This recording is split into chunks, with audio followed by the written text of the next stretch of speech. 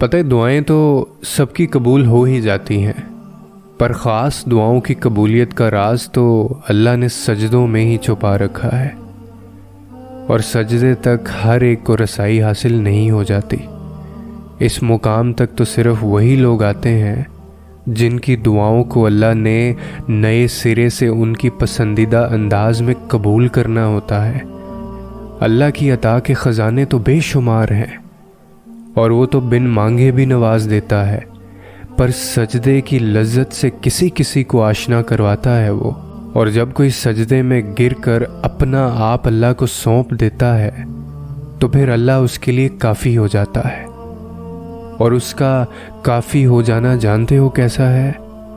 تمہاری راہ میں آئی رکاوٹوں کی ہر چٹان کو وہ لمحوں میں گرا دیتا ہے، تمہارے چاہنے سے پہلے ہی تمہاری چاہ کو تمہارا مقدر بنا دیتا ہے، تمہاری دعا میں ہاتھ اٹھنے سے پہلے ہی دعاؤں کو قبول فرما لیتا ہے، تمہارے دکھ درد تکلیفیں وہ پہلے سجدے میں ہی سمیٹ لیتا ہے، اور تم پر اپنی رحمت کی چادر چڑھا دیتا ہے۔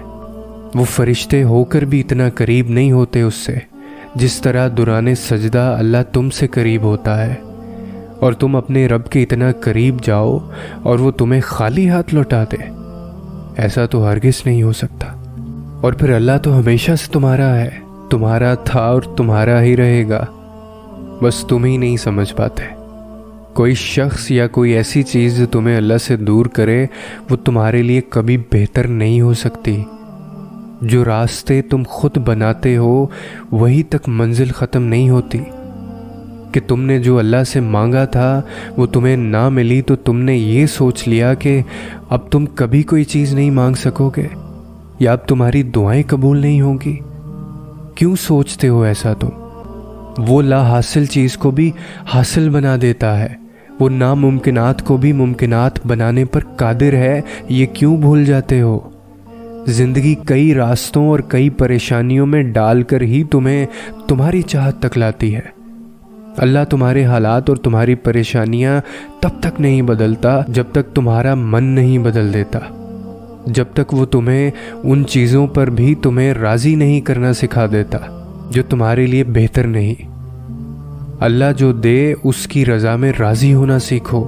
اللہ کے نزدیک صبر کرنے والے بندے بہت پیارے ہوتے ہیں، تو دعا کرنا کبھی مت چھوڑنا، اور ان چیزوں کے جو تمہیں نہیں ملی ان پر صبر کرنا آخری سانس تک، اور مانگتے رہنا، کیونکہ اس کے معجزے کی کوئی حد نہیں ہے، تمہاری سوچ کی ایک حد ہے۔